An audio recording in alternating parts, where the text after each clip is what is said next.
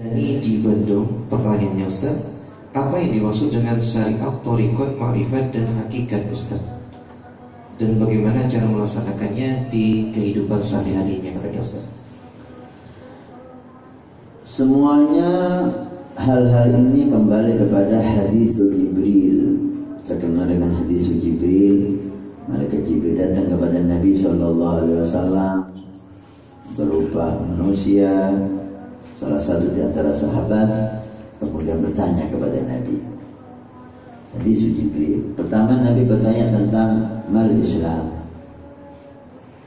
Maka Nabi menjawab, al-Islam an tasyhadu an la ilaha illallah, syahadat, kemudian sholat, kemudian puasa, kemudian zakat, kemudian haji. Menjadilah rukun Islam yang kelima.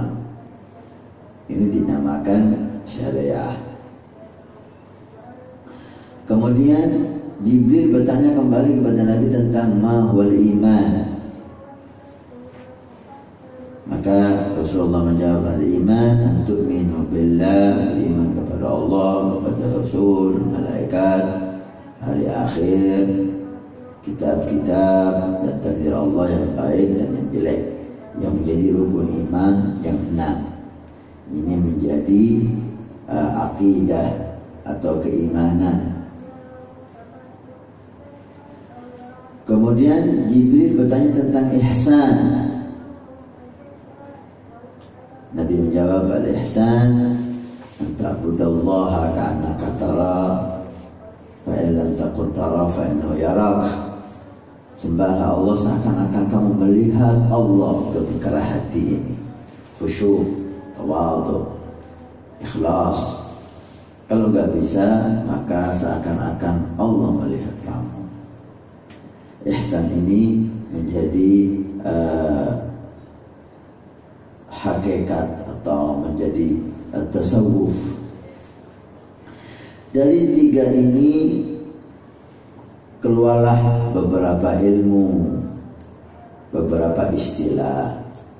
Syariah, kemudian thariqah. Thariqah kembalinya semuanya dengan iman dan ihsan. Dan ma'rifah. Ma'rifah buah daripada iman dan ihsan membuahkan ma'rifah billah. Kemudian hakikat. Hakikat sesuatu yang Allah Subhanahu wa ta'ala ketahui. Kadang-kadang Allah berikan ilmu itu kepada manusia, kadang-kadang tidak Allah berikan kepada manusia.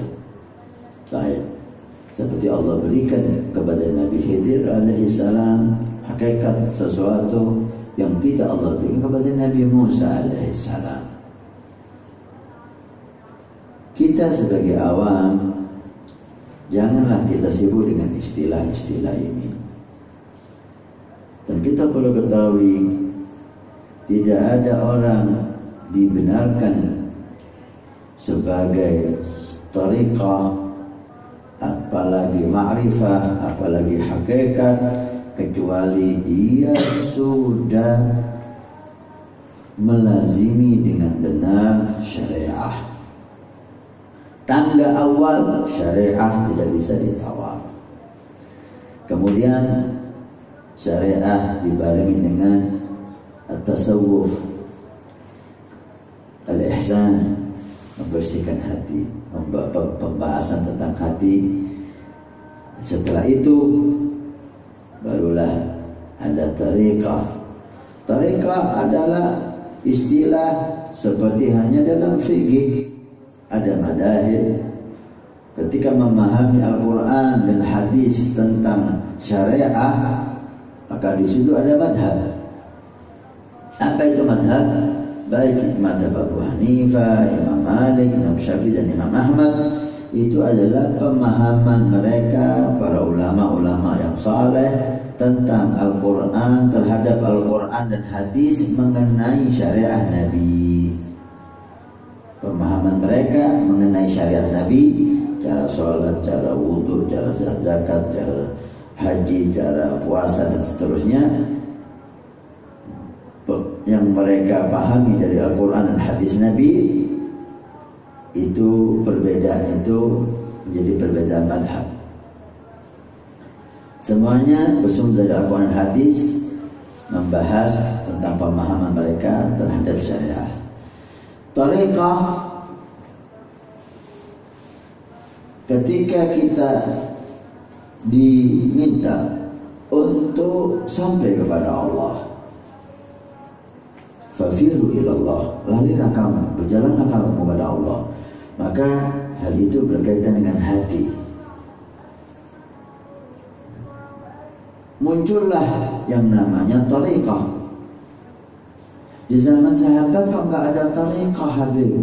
Di zaman sahabat semuanya wasilallah, gurunya Nabi Muhammad.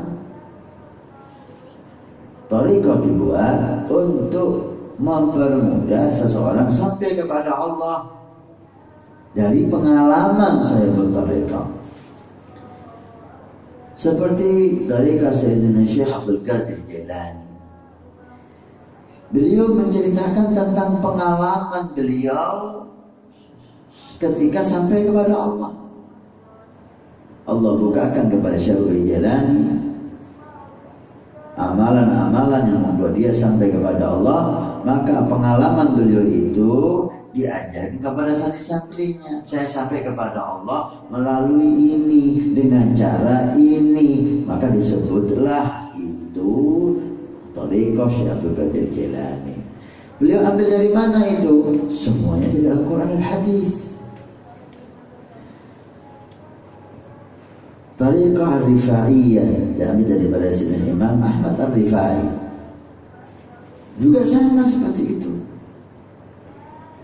Thariqah Nasyabandiyah, Thariqah Syekh Ahmad Tijani, Thariqah Alawiyah, semuanya menceritakan pengalaman beliau secara hati ketika beliau sampai kepada Allah. Diajarkan kepada santrinya, saya sampai kepada Allah melalui ini. Dan semuanya itu diambil dari Al-Quran dan hadis. Maka thariqah itu seperti madhab, seperti madhab di syariah. Kalau cara kita memahami sholat, wudhu, haji, puasa dengan madhab, cara kita untuk sampai kepada Allah dengan thariqah. Nah, ini bisa kita pahami tentang hakikat ma'rifah itu ahlillah. Orang seperti saya tidak pantas membahas terlalu dalam, ya. Kita ibadah dengan benar, kita jauhi maksiat dengan benar, itu kita sudah sangat istimewa. Jangan kita berbicara sesuatu yang bukan kelas kita dan bukan kategori kita untuk membahas hal itu. Ini mereka para ulama salihin. Kalau ada yang kurang puas bisa membaca kitab mereka penuh dengan hal ini. Tapi untuk saya dan orang yang seperti saya, hendaknya membahas yang sekelas kita, ma'asyarul awam. Baik, selanjutnya kita akan kembali ke tema berikutnya. Ada